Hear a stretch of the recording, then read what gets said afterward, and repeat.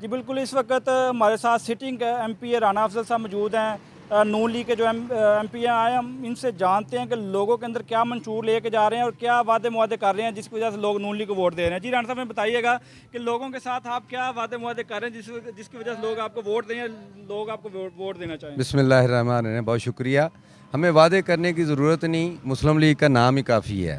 हम अपनी कारकर्दगी की बिना पर जो मियाँ साहब ने इस मुल्क के साथ मुल्क की खिदमत की है, जो लोगों को रिलीफ दिया है, उस पर वोट मांग रहे हैं। इस मियाँ साहब भी थे जिन्होंने मुल्क की इक़्तिसादी सूरत हाल को बेहतर किया, लोड शेडिंग ख़त्म की, महंगाई नहीं थी और उस बंद कारखाने थे जिनको चलाया, लोगों को रोज़गार मिलना, अमन दिया और तरक्की का एक सफ़र शुरू किया।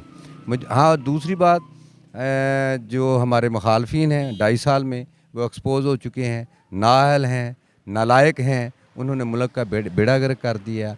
आप आज देखें, चीनी जो मियाँ साहब के दौर में 50 रुपये थी, आज 100-110 की मिल रही है। जो पेट्रोल 50-60 रुपये लीटर था, आज वो 110 रुपये मिल रहा है।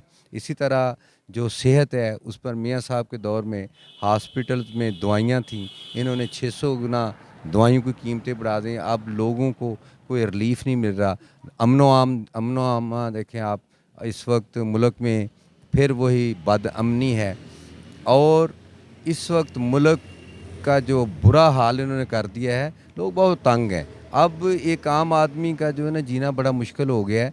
लोग आज मियाँ नवाज शरीफ को याद करते हैं, तो मियाँ साहब के जो काम हैं वही हमारा मंशूर है और लोग समझते हैं कि इस मुल्क में ये गवर्नमेंट इस मुल्क के लिए अजाब है और मियाँ नवाज शरीफ इस मुल्क को संभाल सकते हैं। लोगों का गिला है कि नून लीग यहाँ तो इलेक्शन में नज़र आती है, ना जीतने के बाद नज़र आती है, ना जीतने से पहले नज़र आती है।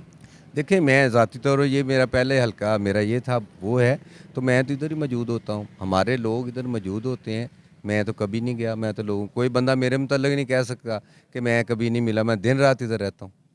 पीटीआई कह रही है कि नून लीग जो है वो 30 एमएनए और 50 एमपी के साथ अपनी बड़ी कैंपेन कर रही है, इस वजह से वो लोग जो है इनके पीछे ज़्यादा भाग रहे हैं।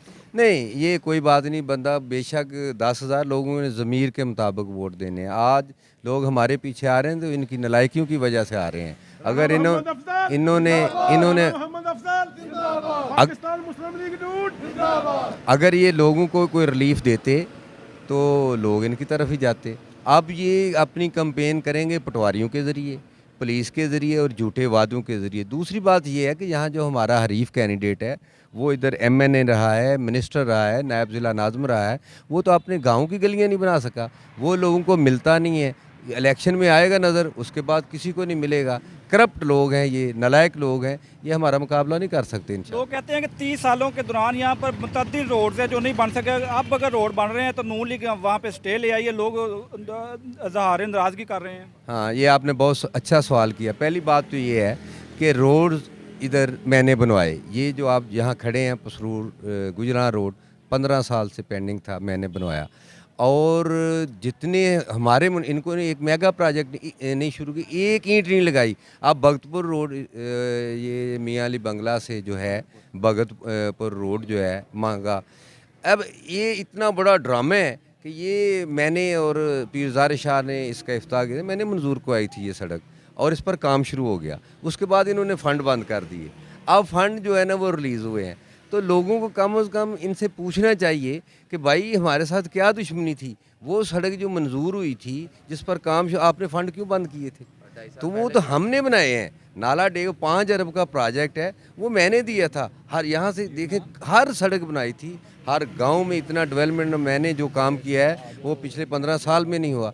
कोई बंदा नहीं कह, यहाँ कॉलेज बने हैं, स्कूल अपग्रेड हुए हैं, सेहत के मामले हॉस्पिटल अपग्रेड हुए हैं, कोई बंदा कह नहीं सकता काम ना हुए।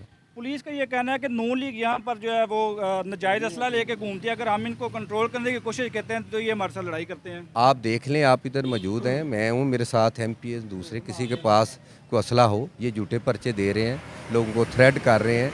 तो ना तो यहाँ लोग हरासा होते हैं, ना कोई करने वाला है। ये करने की कोशिश कर रहे हैं, लेकिन कोई लोग इनसे हरासा नहीं होगा इंशाल्लाह।